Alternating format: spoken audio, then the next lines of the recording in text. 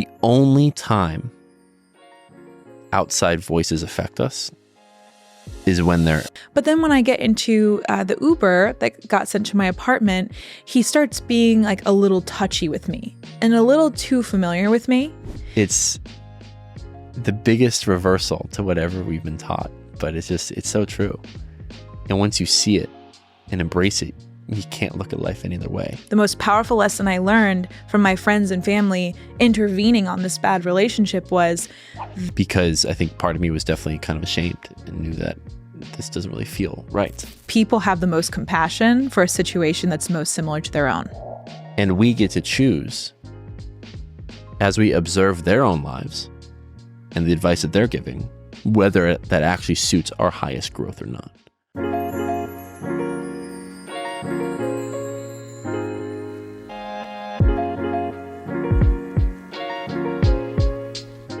Welcome back to Listen Before Love. We are back again, baby Lou. I can't wait. Oh, it's been a minute. It's been a minute for us. We release these episodes every week, but sometimes we do marathon tours and do like 3 in a week. And so we've not been here in a second. Yeah. We may be just a tad rusty. It's good to be back. Let's just see what we can fire today and see what happens. Today we have got a juicy topic for you. Many people have sent us messages and, hey, can you talk about this? We love your take on this. And one of the most common themes is how we should approach outside voices, outside opinions of our friends and family and all the people in our lives about our romantic relationship. So that is what we are going to rock with today and Incredible. See what magic unfolds. What comes up for you, baby, immediately when you think about the role of other people in our relationship? It is so significant, right? Our relationship in one aspect of life deeply affects relationships in other aspects of life. And for people that we know, especially family or very close friends that seem to know us best, when they give you an opinion on whether it's romantic relationships or other friendships you may have, or even life as a whole, you tend to listen closely. And in the past, I've put all of my energy into what they said and took it as truth. And then other times I've taken advice as if it with a grain of salt, pretty much. And so I've learned a lot from that, to say the least. But I think it's just kind of a natural part of life, right? Everyone's going to have opinions, especially when they love you and care for you and just want you to be safe and happy. They oftentimes have their own opinion on how you should best go upon that. And they oftentimes say it in different types of tones, in different types of ways. Sometimes it's subtle, sometimes very direct. But I think it's just kind of a natural part of the human experience. People are going to kind of want to butt in and tell you how to live or what to do in that situation. Have you had any experience with external people going into your business? Yes. So this is pretty juicy. So I am very blessed to have a lot of people, friends and family, and just a huge community. With the walk community, I see the same faces every single day. Some of these people I've seen over 100 times, some of those in a row. And I have a lot of people who care about me and want to see me succeed, want to see me happy and safe. And in my romantic relationships, I think I usually have a pretty good picker. Either, like we talked about in the past, I was with like a high quality guy, or I was like somewhat settling. So like we was still a really, really good guy, but it just wasn't the one. So nobody really felt the need to say anything to me. But there was one specific relationship. I like how you made that face. Yeah, I'm like, what are you talking about? No, there's one specific relationship that, and I'll just back up and give you some context. I was in probably the height of my scarcity mindsets when I was in this relationship. And I basically met this guy when I was in the trenches of believing that I was running out of time and that I wouldn't have been able to have kids if I didn't find someone soon, that I couldn't find exactly what I was looking for. So this person checked most of the boxes and I could make that last 30% just work. I could brute force by the sheer power of will, make this relationship work. And to be honest with you, because I had all these scarcity mindsets, I was very willing to look the other way in early dating. So there were red flags everywhere, a red flag factory when I was dating this guy, but because of my overwhelming scarcity and belief that I could not have the love that I wanted in my heart of hearts, I went along with it. And just to give you some details, when we met for our first date, we went to a concert. Now he really planned everything beautifully. He was very thoughtful on sending a car, and he was in the car. And we had talked for probably a week over phone call, voice notes, and text. And I was feeling really good. I felt like we had really good conversations. We had a good chemistry and a good flow. But then when I get into the Uber that got sent to my apartment, he starts being a little touchy with me and a little too familiar with me. I now know that to be a red flag, right? But the scarcity made me look the other way. I'm just thinking, oh, we just have such great chemistry, right? And he was pretty early on crossing some boundaries. Now, it wasn't anything crazy. It could have been explained away, right? By just, oh, we have amazing chemistry. But I realize now that a lot of what was happening at the beginning of that relationship was to almost hijack my emotions into looking the other way when things would go badly. So the best way I could describe it would be these super high highs, these really intense feelings. And then it would be we'd have a big fight or disagreement. So I'd go down. And then the next day it'd be he brings me flowers and plans this beautiful dinner. And then we fight over something random. He starts mad dogging the dude in the car next to us who's driving by. He had pretty big anger issues. He was quite jealous of other men who would even look in our direction. So this became slowly a very toxic relationship that I wasn't in for very long, thank God. But at around the 5-month mark, he had approached my friends about proposing to me. And my friend Annie basically freaked out and was like, okay, I got to put the kibosh on this.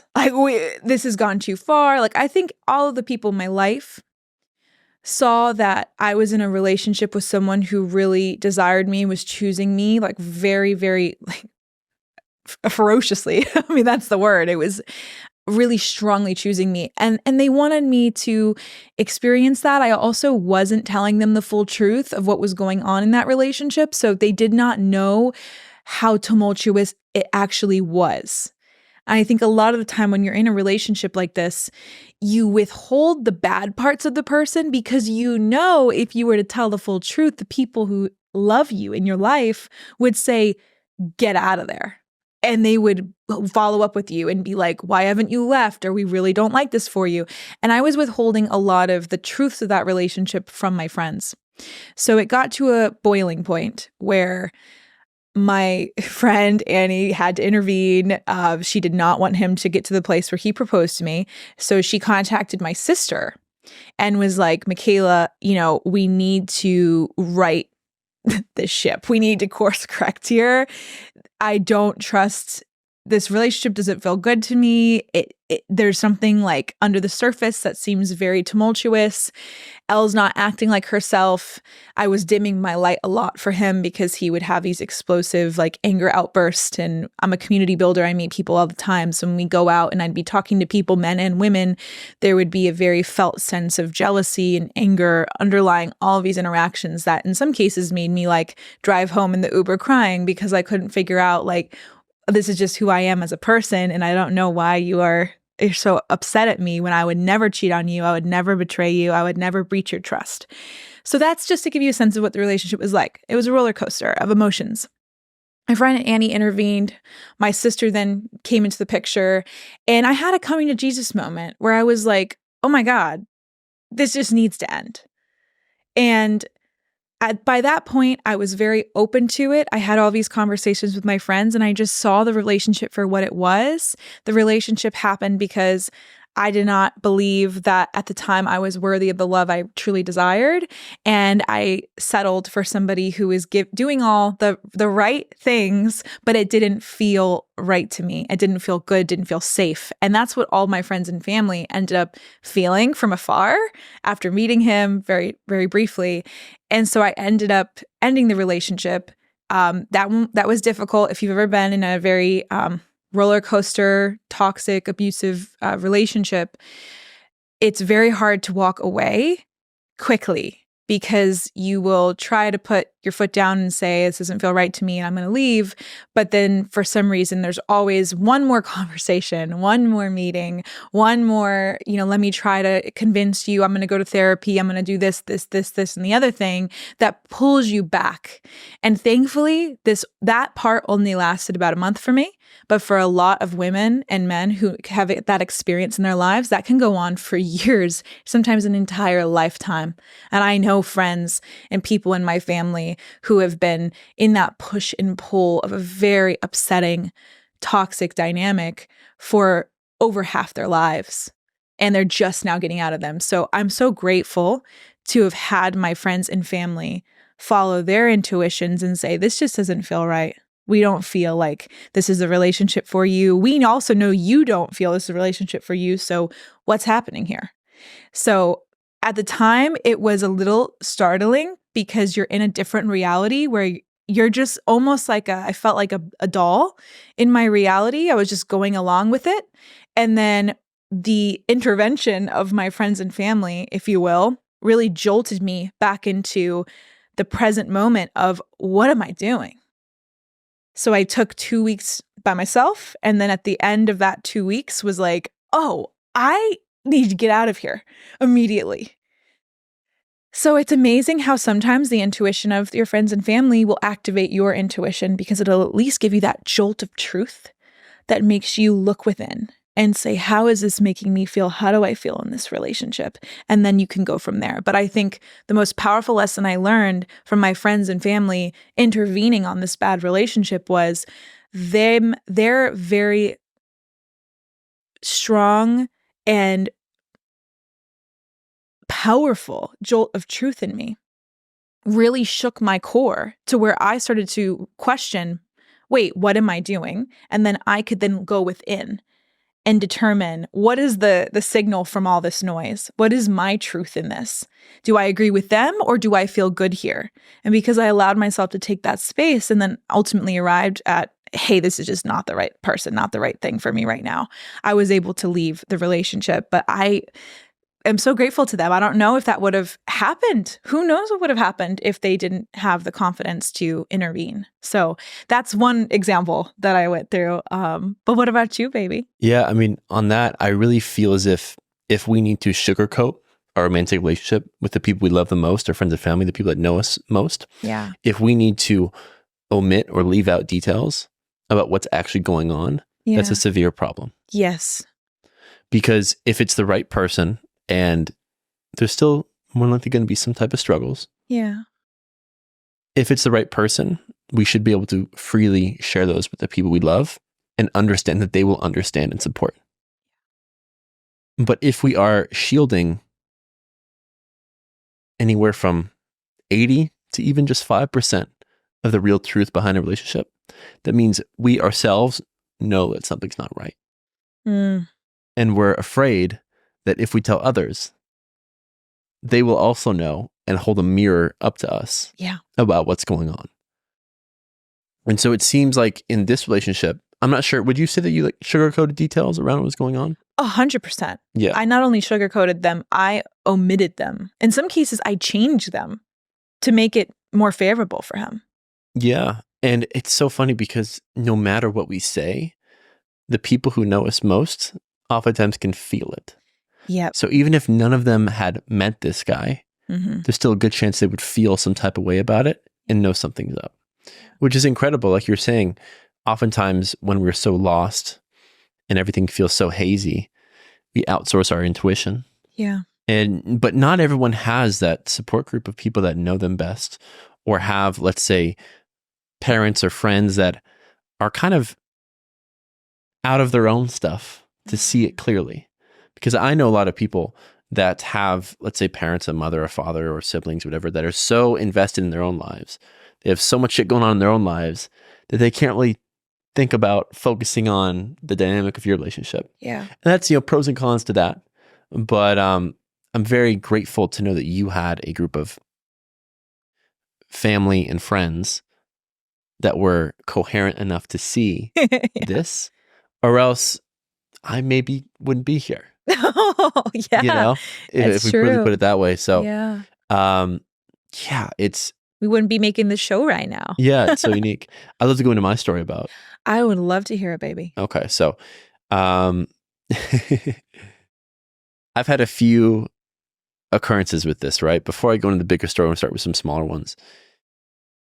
My first, no, I wouldn't say that, but the first handful of relationships I had, I feel as if myself and also the people around me knew like this wasn't the one for me. Mm. And so they were incredibly supportive about what was going on, but they also knew it was seasonal. And so there oftentimes wasn't any sit down discussion of you need to break up with this person, or this is the one you should marry, whatever it is. I think everyone just kind of knew what was going on. And that's completely okay. I mean, I was a teenager for most of it, or really young 20s and college days. So there wasn't really a necessary need for conversation. But then one happened, and this is the same relationship I talked about multiple times in this podcast so far, to where when I was graduating college, then left for Bali and lived in Bali for a while, I was dating a girl pretty much on and off. And then I had the problem with, she cheated on me. And then I decided to get back with her. Yeah. And it was something that of course, I wish I would have navigated differently when it comes to how I function in that relationship, and also how much I shared with others. But yeah, I was definitely doing my best to make sure that I sugarcoated what was going on. And I wasn't quick to tell them I got back together.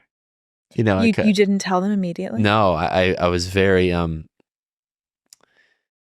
very much holding off on doing that until it was so obvious that I couldn't hold it anymore. Because I think part of me was definitely kind of ashamed and knew that this doesn't really feel right. And again, thinking back on it, and I've said this a million times in this podcast already, everything happened exactly how it was supposed to. Yeah. And getting back together with this woman who I still deeply respect and on a human level just have an immense amount of love for, I understand that me getting back together with her at that time was kind of perfect because of what happened, spiritual awakening, and just so much that I learned from her and learned from circumstances while I was with her. But yeah, I remember being in there, and my parents never directly said it,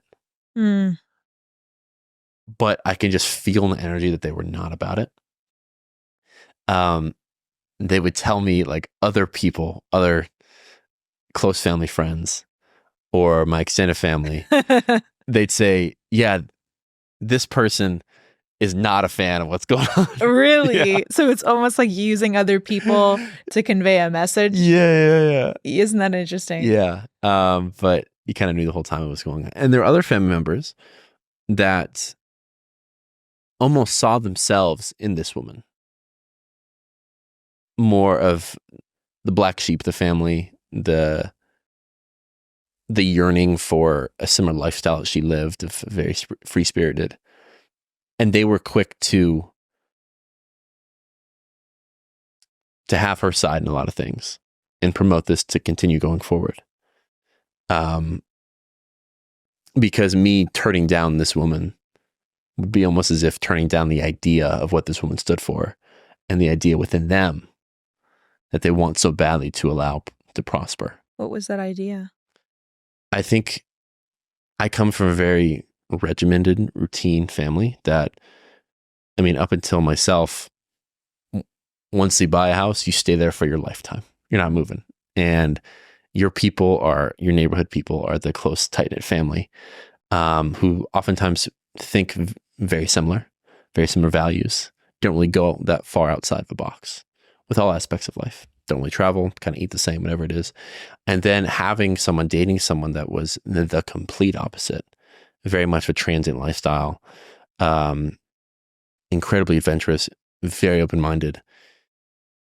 For members of my large family that had a part of themselves in that, and they saw themselves in her, they were much more likely to give me advice around staying with her. Wow. Where everyone else was like, we've known this woman's lifestyle's wrong the whole time. Like this is our chance. This is a sign that this isn't meant to be. He needs to go back to the way of living that we're used to, whatever it is. Wow. So I've noticed that quite heavily. And not just saying amongst immediate family members, 'cause not really that much from them, but other people, especially friends, and college buddies call me like, dude, what is going on? Yeah. And so to say all that, the far majority of people were obviously not a fan. Some of them said it directly, some of them said it indirectly. And now hindsight 2020, of course I can see they're 100% right. Right. And so when it came to that relationship, it makes complete sense. And also when it comes to this relationship, the advice they've given me, I remember. What's this going to be? My dad is so funny. So, the first, so they come to Austin. So I tell them, now let me say it this way, backtrack. I'm keeping my mom up to date on when I first met you and kind of the life-changing experience I had meeting you and then going to Dan's Retreat and all that happened there. I think she kind of knew that, just how I was speaking of you, that this could be someone. And then I think I said nonchalantly on one phone call at the end of it, I'm like, yeah, this could be the one. I just said it so subtly. And I'm like, all right, good night, Mom, I love you. That's it. She's probably like, what? And of course, like 2 days later, they're both like, when can we come down to Austin? We miss you. Want to see you. So, of course, they're like, what did he just say? Maybe part of them was like, this isn't going to happen again. And another part was like, I can't wait to meet you. Potential. But they're, part of them just from my past was like, oh shit. Not this again. Here we go again. But I think because they already kind of knew so much about you, they were very optimistic about it. But so my parents meet you, goes fantastic, of course. I mean, look at you, like, and like baby Lou. You talk for just a small amount of time, and people know, like, okay, this is a good one. But I remember the next day after my parents had met you, they're in Austin. I pick up my dad. We're going to go see a friend of mine, and he's like, your mom and I were talking last night, and I highly recommend you do not give Elle an IQ test. And I'm like, what are you talking about? Are you calling her dumb? Or like, what's going on? And he was like, you're going to be very disappointed when she outscores you by a lot.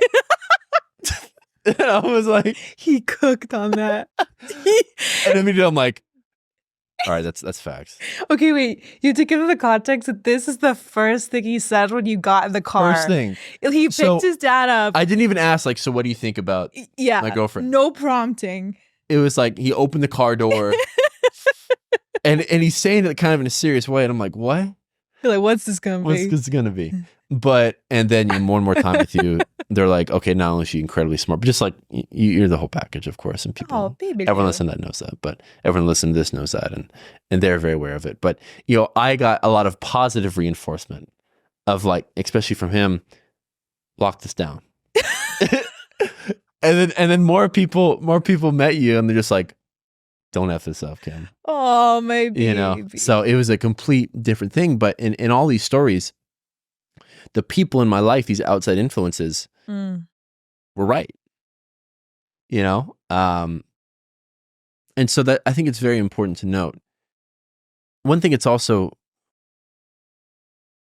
good to understand is that these people are looking through the lens of what is going to make myself, what is going to make Cameron, what's going to make Elle the safest. Yeah. That's really what they're after, especially parents. That is their thing. Yeah. So when it comes to romantic relationships, they've pretty much been spot on. Yeah. And they've kind of understood what type of person it would take for me to fall in love with and spend a life with that's very compatible. There's also other life decisions which outside influences may not be best for, right? So I'm very fortunate. I've been a unique kid my whole life. I'm weird. I'm special. Let's put it that way. He's very special. Special. He's very special. Special, right? And so when I would go against the grain when it comes to, let's say, getting a normal job or kind of doing the status quo, a lot of people were like, yeah, okay. Checks out. Yeah, you'll be all right. You know? So thankfully, I've always had that part of me. And I've had parents that have very contrarian views to, I guess, modern society, and they've done very well for themselves being self-employed. So a lot of, when it comes to career and stuff like that, they've been incredibly supportive of, including extended people. No one's ever been like, just go get a job, bro. Like that's not happening. But when it comes to something like moving to Bali, you can get a lot of comments, either indirectly or directly, be like, why are you doing that? You know, you're giving up on what you have here, and everyone knows you. Everyone knows you. The business deals you can create here, the money you can make, the people you can know. Why are you doing this? And so, in that way, they don't have the eyes to see what we're capable of. They don't have the eyes to see what we truly want and what we can truly be. And so, of course, they don't know. And it's unique to where the further away from you they are, of course, like parents being super close, siblings being super close, but your second cousin is going to have a much different perspective on how adventurous you are being with your life, how much of a risk you're taking in your life than the people super close to you. Oftentimes, the further they are, the more detached they are from whatever happens to you, the more likely they'd be like, yeah, bro, go do it. That'll be awesome. Just when you're there, let me come visit, you know?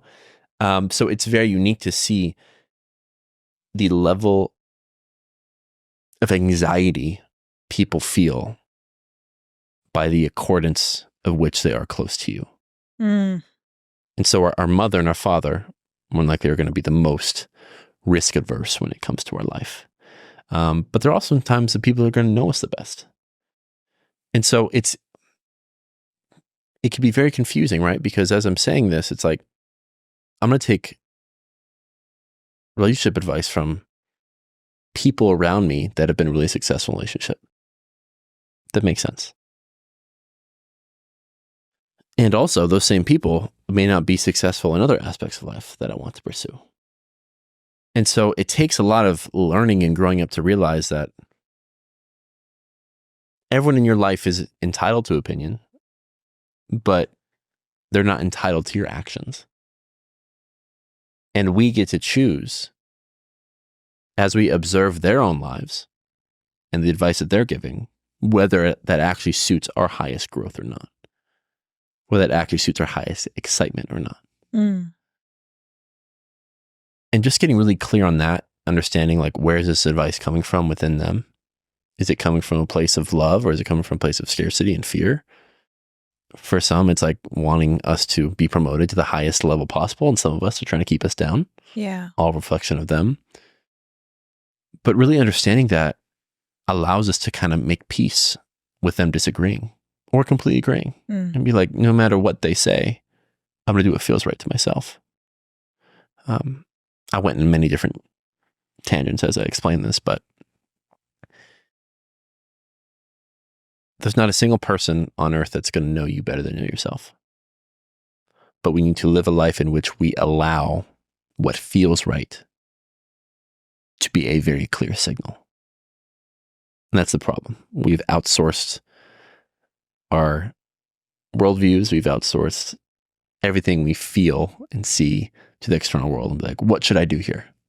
When in reality is we already kind of know what needs to be done in all moments, what feels right. We have this internal navigation system that's pretty much perfect. And if we follow that, we will lead to the right place. But for so many of us, we have so many external voices that are constantly being put our way. And it takes a lot of growth to understand which ones are worth listening to. Isn't it interesting how you said that the people in your life who wanted you to either like break up with the girl who cheated on you or stay with her, they took the side that reminded them most of themselves? Of course. So that's one thing that's really interesting around people's opinions, is that people have the most compassion for a situation that's most similar to their own.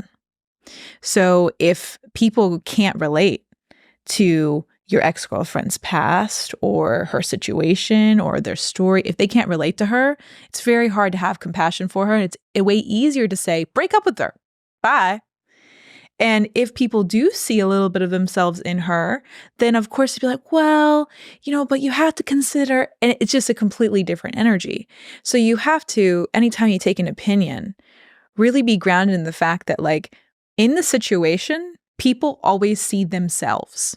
They will always take the side that reminds them most of themselves and what they would do.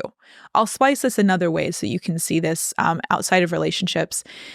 When we started this podcast, we are some of the only people we know with the podcast. No one in my family has podcasts. No one in my family has ever even tried to share their voice in the way that I do, whether it's writing or podcasting or anything like that. I am the first person, to my knowledge, in my family to like put my face, voice, and opinions out there for people to see and resonate with or not.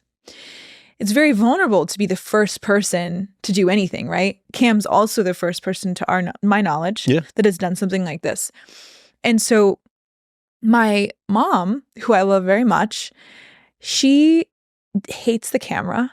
She gets very nervous anytime she's recorded doing anything. She is like the polar opposite experience-wise to me in this situation, right? My mom would probably never have a podcast in her life. If you're out there, Mom, and you would have a podcast, let me know, correct me in the comments. But my mom would never put herself out there the way that I am. So why do I share this? Because as Cam and I have created this podcast, we've had to invest in the success of it.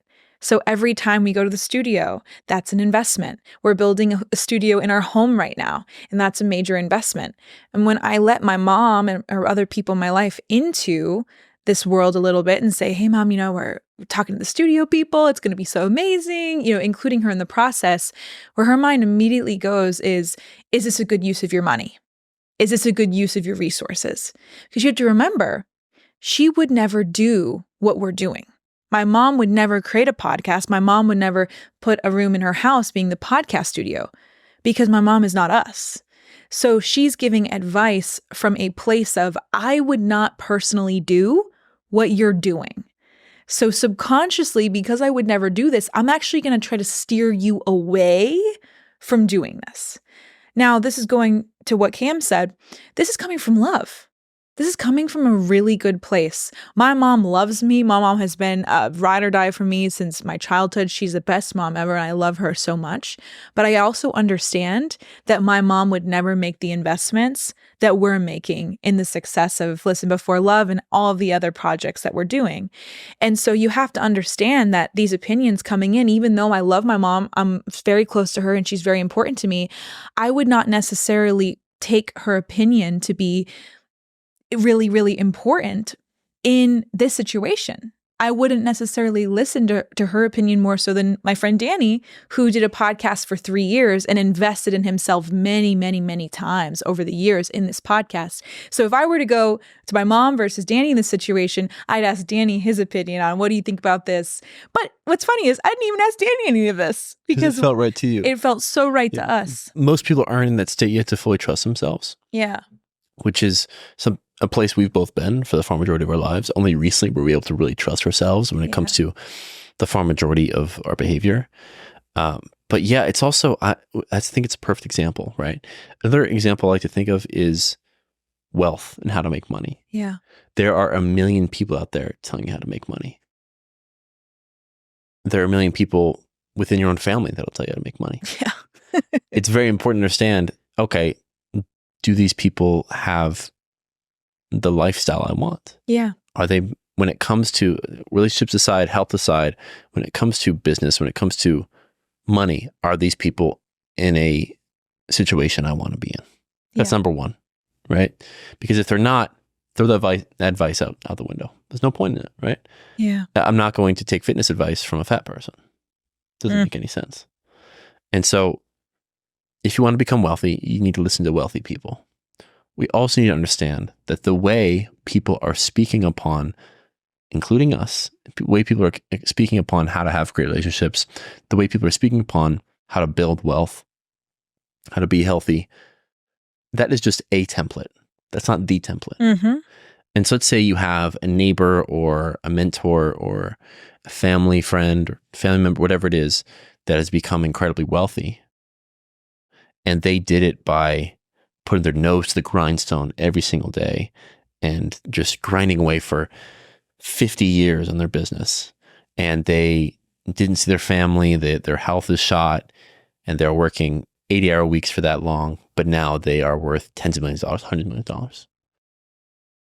We need to know that, yeah, they're wealthy. So it's good to know that potentially we could listen to them, but also that we get to choose how we want to get there. And so we can build wealth without putting our nose to the grindstone every single day. We can build wealth in a very loving way, creating communities, creating businesses, creating whatever it is from a place that feels right to us, while also working 6 hours a day. Yeah. And loving every moment of that work. Mm-hmm. There are many different ways to get to the quote unquote destination that we're looking for. And we need to empower people to understand that they can choose the route to get there.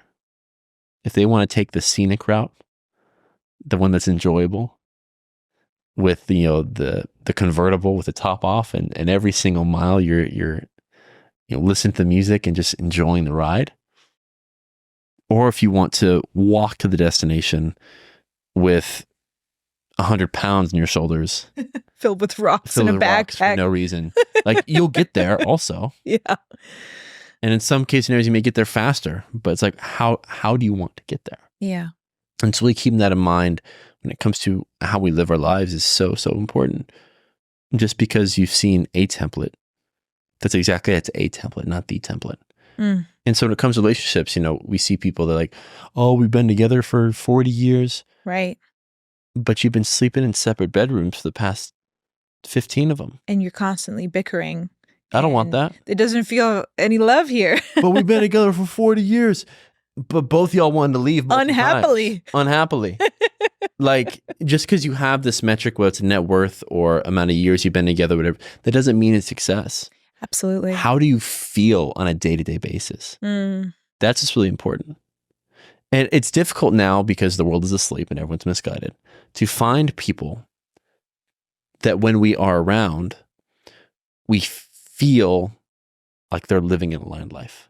Mm. We look at them like, I want the same you have for relationships, and the same you have for your business, the same for health. Mm. There's very few people in this world that we can actually look at and be like, all the different aspects of life, I want that. So we need to develop our own sense of, I believe, intuition, but also some strategic thinking when it comes to what feels right for us. Mm. And that'll probably look different from anything our families have ever done before, or our friends have ever done before, or what the person on YouTube's telling you. But I feel as if the more we feel into what is right, the more the answer will become clear. Why do you think that's so difficult to most people to understand and wrap their head around? I think there's an absence of role models that make an easy, loving, truly aligned path feel possible.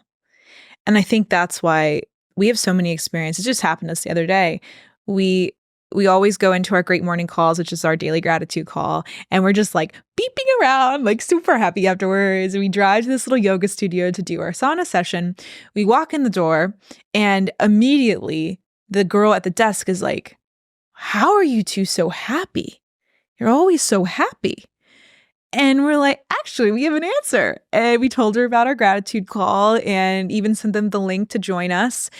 And it was just a moment of like, it's somewhat shocking to see people genuinely enjoying themselves in their day. And so for us to just open the door and be like, good morning, everyone, and we're just lit up by life, those kind of people stand out. And they're like a lighthouse, a magnet that makes you want to know, like, what are they doing over there? What's happening? What do you guys do to create this level of joy in your life?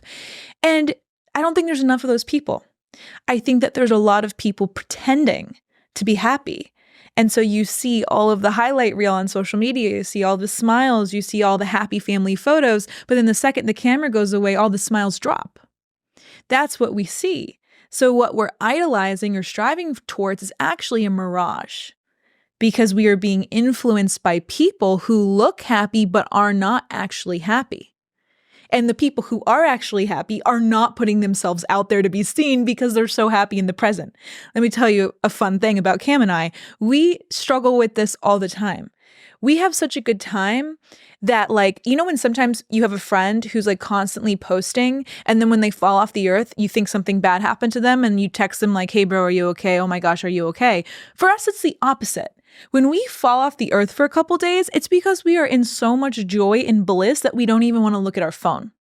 We're just enjoying the moment, literally just laying on the couch, having conversations, cuddling, talking to each other, watching our shows, watching random clips on YouTube, just having a blast, walking.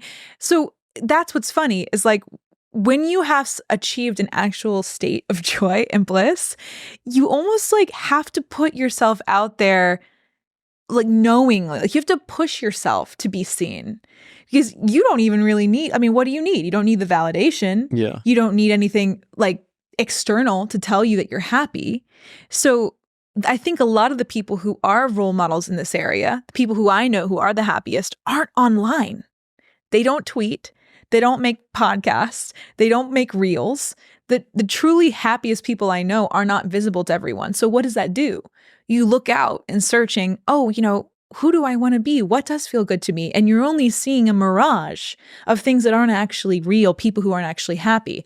So that's a huge reason why Cam and I even do this show, because we recognize we're really happy and we have amazing conversations like this all the time. Why don't we just put a mic in front of our face and share it with people, so that maybe if they resonate with their energy, then they had an actual, I mean, not to call us role model, but an actual example of one way of doing things, of one way a relationship could look, could feel, could be. And we're trying to explore all the inputs that have gotten us here and continue to get us here every day. So what do you feel about that, baby? I mean, I completely agree, but what has allowed us to have this mindset that, and thankfully we don't really need to do that much, right? We come in here, we just kind of riff. We plan ahead of time. Like, we're talking about this today? Sure, go ahead. That's fine. Because we're just naturally at the state that we can just document all the time. Yeah. We don't need to be producing or strategizing, all that. No, we just come here and just kind of share what we're feeling. Yeah. And that's an incredible state of being, but we haven't always been there. Yeah. So the far majority of both of our lives, we've been the complete opposite. Where if we're off the grid for a while, people should call us and ask what's going on. Yeah, because we're struggling. And that's where most people are currently. And we only know this now to correct our behavior now when we're actually happy, because we were once sad. And you and I have realized that we have had a life, whether it's by design, by those above, or just coincidence, that happened to put us both on somewhat of a emotional roller coaster. Yeah. So that we can connect deeper with anyone at any state going through anything. Now, we haven't seen it all, but we felt the far majority of it. And because of that, we now know how to pull people out of it, because we are just being the person that we wish our younger selves had access to. We are saying the things that would have pulled us out of that thing in the past. And so, yeah, that's why we're doing this, right? Like, you and I are damn near enlightened people. That's what we are. Like, let's call it what it is. Damn near enlightened. We're damn near enlightened. The far majority of the time. I will say, I don't know what your definition of enlightenment is, but we are happy almost 24/7. Yeah. Just enjoying the moment. Now. Yeah, now. Very new thing. We love every second. We're great. We have an abundance of gratitude for everything around us. Like, we truly believe everything is unfolding for us, never to us. Even if we temporarily dip into a victim mindset, we can immediately spot it, know why it's happening, and know where it came from pretty quickly. So I don't know what your definition of enlightenment is, but like, I feel like that's my definition. I would say, I mean, there's so many different definitions, but we are in complete control of our perspective at all moments. Yes. So no matter what happens, we get cut off our traffic, we get a fender bender, or the greatest thing happens to us, or the worst thing happens to us. We believe all of it is happening for us. Yeah. And we take full ownership, take full control of every single moment, and immediately can see the reason for it. We Mm-hmm. can see why this happened for our highest growth. And if we do struggle in emotions like shame, grief, or anger, we recognize that we need to be feeling that in that moment, and that it's a gift, and that it's a lesson, and that it will allow us to create art. So one thing that I want to share for anyone who may be feeling like, well, when I fall off the grid for a couple of days, it's because I'm really sad. That used to be me. I used to have a very, very hard time being seen, not at my best, not as perfect, and not as happy all the time. And what's pretty ironic is that what actually lifted me out of that sad state of falling off the grid was transmuting my low emotions of anger, grief, shame, guilt into art. When I started at late last year, taking all of those emotions and instead of just letting them sit and stew and fester in my system or talking about them, I would turn them into something. I love to write, so I would turn them into a piece of writing that was really true, really honest and vulnerable. And that's why so many people have been drawn to me on Twitter and my writing, because I take the emotion and instead of letting it stay and get stuck in my system, I will transmute it and alchemize it into art that other people who are drawn to it and see it at the perfect time will see it and be like, oh my gosh, I've never felt so seen, because I allowed myself to be seen. So if you do find yourself in this cycle of, I post a lot and then I go dark, and I post a lot and I go dark, try just one time, just see how it feels, to turn those low level emotions of shame, anger, grief, guilt into something. You don't have to post it. You don't have to show it to anyone else. Even if you just create for your own self, your own journal entry, make everything you create a diary entry, especially from that lower state. And what I notice is that when I take those lower level emotions and I turn them into something, it literally rises me. The act of creation takes me from that low level up the ladder, and then I'm happy again. It's like a circle of consciousness, a circle of healing that I am in full control of in every moment. So when I do feel activated by a situation, I will tell myself, okay, this is great. Do I understand where this is coming from? Can I feel it more deeply than I already have? Can I turn it into art? And I ask myself those three questions, and that cycle of creation and reflection is what's made me continuously happy. And I wonder what you think about that, baby, if it resonates with you. It resonates so deeply because, quote unquote, being enlightened, which we may or may not be, right? Who knows? We have a deep state of peace at all times. At least for me, I'm speaking that way. And how that is possible is quite the opposite of what you'd expect. We're not immune from anger, shame, guilt, grief, all those things. Yeah. Quite the opposite. Yeah. We fully embrace it when it comes up. Yes. We understand what triggered it, why it's happening. And even if we don't fully understand why it's happening, we're like, okay, I feel this now. I'm going to fully feel it. I'm going to allow this anger to be felt. I'm allow this grief to be felt. And then once it is fully felt, without any judgment, that is when it passes. Yeah. The problem is, this is what's happening amongst the masses in society, and this is why everyone's so miserable, is because, number one, they've been told that things need to be a certain way. And when things don't go that way, whatever feeling comes across, especially a negative feeling, is valid. I'm not saying your feelings aren't valid. What I'm saying is we've created so many stories in our head to assume the victim role, right? How could you do this to me? I'm angry now. How could they do this to me? I feel guilt now. Whatever it is, we compile all those, but then we also have judgment towards ourselves for being that way. We have judgment towards ourselves for being angry. We have judgment towards ourselves for being shameful, whatever it may be. And because that judgment is there, we suppress these emotions. We keep them within us. Mm-hmm. And over time, that is incrementally making our happiness level deteriorate. Exactly. So whether it's over days, months, years, decades, your happiness level, if you look at it kind of like a metric, it starts at 100, which is what we all are. We all are enlightened beings when we were born. It just kind of weighs on us over time because we're suppressing it and repressing so much that is leading to depression. Everyone get that? It's called that for a reason.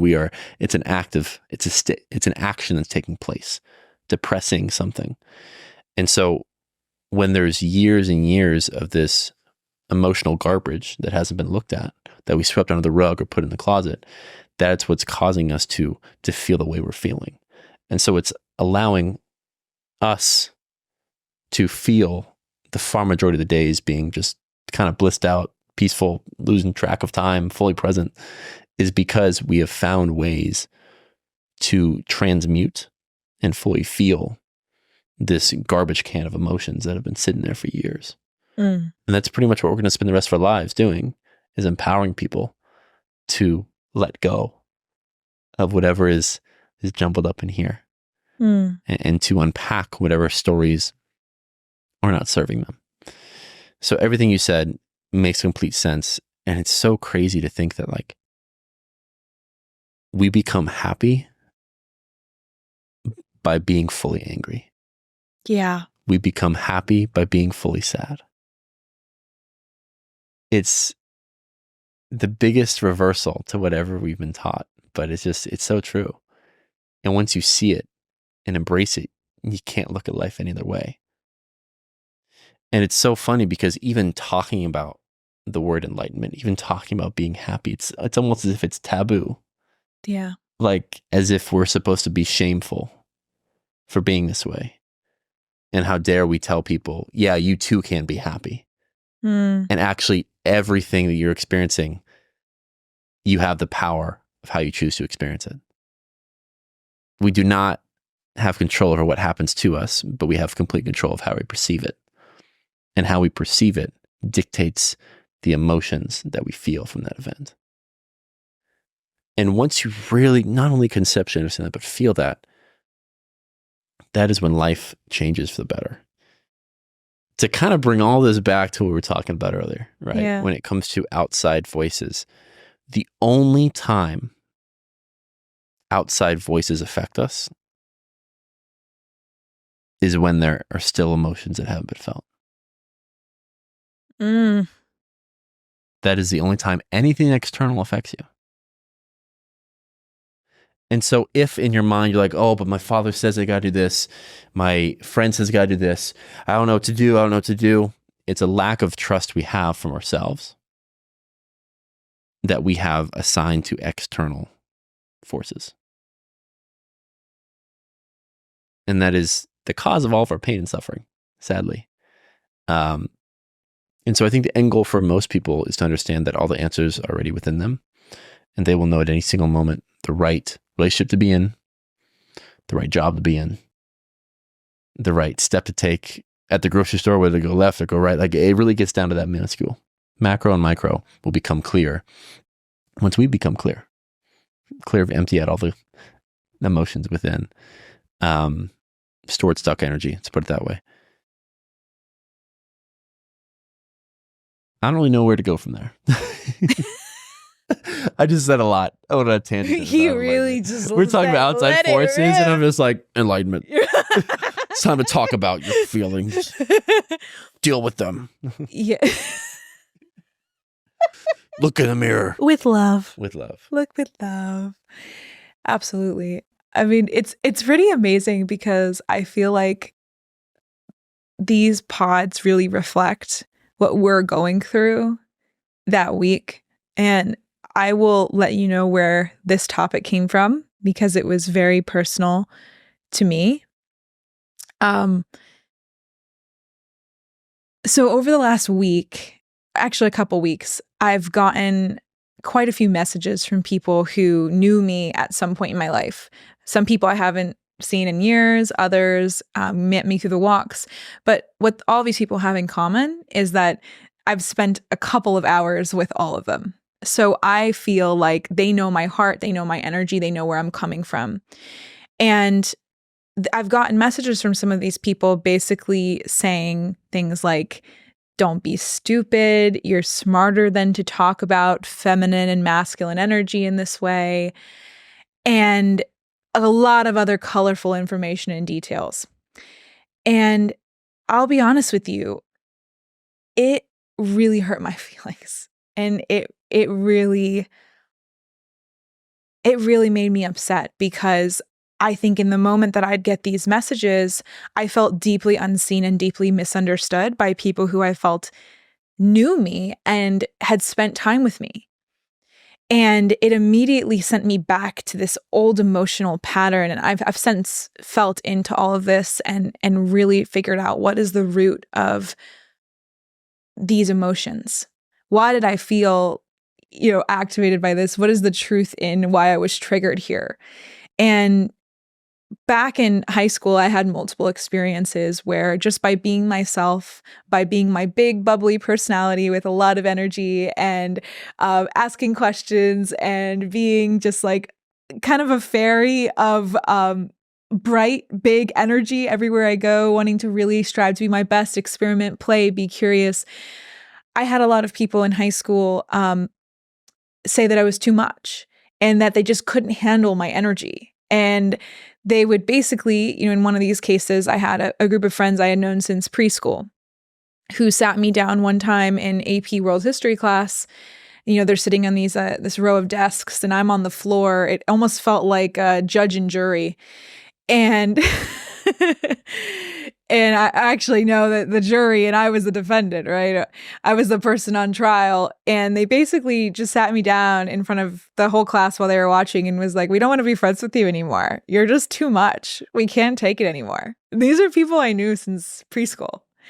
And it was deeply devastating, like deeply devastating and so confusing. And I truly felt like, how could these people who have known me for my entire life just up and say like, we don't want to play with you anymore, And it was so deeply upsetting. And that was just one example of many that I experienced throughout my life where because I was being my full self, because I was owning my voice, my energy, my personality, other people wanted to dim that light. They wanted to contort my personality to be I like this part of you, but I don't like this part. And so we really like this part, but not this part. Can you just edit out this one really core part of your being? And that's where a lot of my people pleasing came from, because I felt like I was constantly testing the audience, the person in front of me, for what part of my personality they liked so that I wouldn't be too much and thrown in the trash can like other people had through other parts of my life.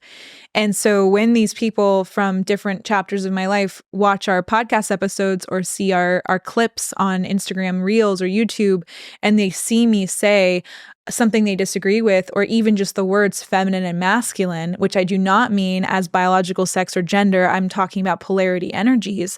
When these people would see me talking about just these terms and then message me saying, don't be stupid, you're smarter than this, you're setting the movement back, how dare you say these things, and all of this really hurtful language, I felt so outcasted and attacked and so raw and so hurt. And I, for the last week, have been really feeling into, I need to talk about this live on the pod because I am not going to allow outside voices from any part of my life to dull my shine, to make me speak less, to make me crawl back into my hole and stop talking about these topics. Everything that we share comes from such a loving place and a place of experience and a place of me hosting over 150 events, Cam hosting so many men's circles, me coaching ambitious women on how to find and attract love. What we are sharing with you is coming from a deep place of love. And I just want to reiterate to anyone who does wonder where Cam and I are coming from with this show, what we want more than anything is to live in a world where women are empowered to simply be themselves and know that they are worthy and loved and enough just as they are, and to be in a relationship with a healthy masculine man who loves every single part of them, does not think that they're too much or not enough or anything, loves them deeply in an adoring way, in a way of service, in a way that this man will show up for you, hold space for you, be present with you, make sure that you don't have to lift a finger if you don't want to. This is the world that I want to live in, instead of the world we're currently in, where women say that they are empowered, yet they are burnt out, yet they are exhausted, yet they are working their fingers to the bone, while men just sit on the couch and do nothing or treat them actively badly. And so I want to live in a world where more women can experience the kind of dynamic that me and Cam have if they so want it. And if you don't want our dynamic, then that's fine too. I hope you get some nuggets of wisdom through these conversations. But I just want to really clarify the heart in the soul of where this show is coming from, because I understand and fully respect if you don't agree with things I say. I still love you. I respect you. Thank you for sharing. Thank you for taking the time out of your day to listen and to engage with me. I am so appreciative of it, but I will not stop speaking what feels true to me because you do not agree with me.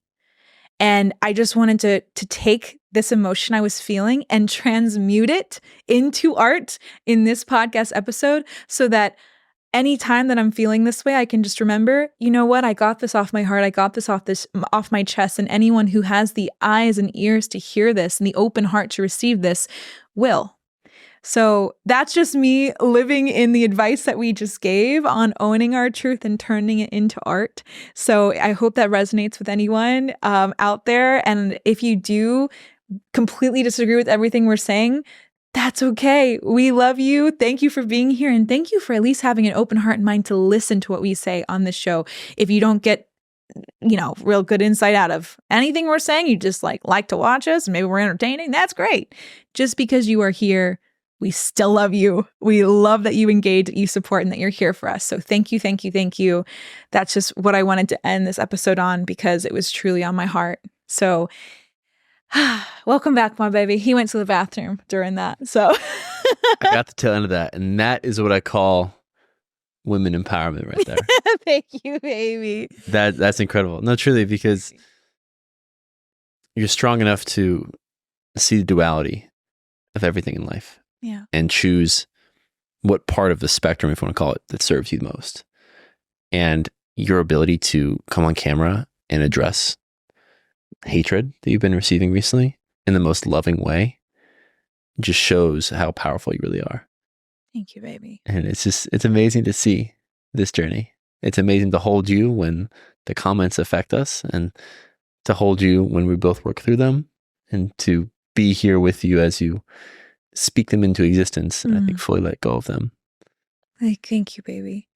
And I affirm in this moment that I let go of any judgment from outside sources. I know my truth. I know the truth of our relationship. I know that this dynamic feels so freaking good to me. I've never felt more empowered than I am sitting next to this man in a relationship with this man. Like, just to give you some details, I got the courage to quit my job after 7 years of working at Facebook because he made me feel so safe to take that leap. And now what am I doing? I'm not sitting on the couch eating bonbons, even though he'd be thrilled if I did that. He wants me to do anything that my heart desires. And for me, that's right now coaching women on how to find the love of their lives, especially ambitious ones who I relate to very deeply as a very high-performing, ambitious woman for my entire life. I'm able to do in all moments exactly what lights me up because of the beautiful relationship that I have with Cam. And so that's who we're speaking to. That's the kind of message and love that I hope you feel in these episodes. And so we just want to thank you so much for being here, guys. We love you so much. Thank you so much for joining us today. We talked about a wide array of topics. Yeah, we did. All of which hopefully are applicable to your life. Hope you learned something from it. Or you just enjoyed Many it. different tangents. Hopefully brought you to one place now is Heck yeah. feeling happier. I love it. Yeah. We love you so much and we'll see you next week. See you next week. Bye, everyone. Love y'all. Bye. See ya.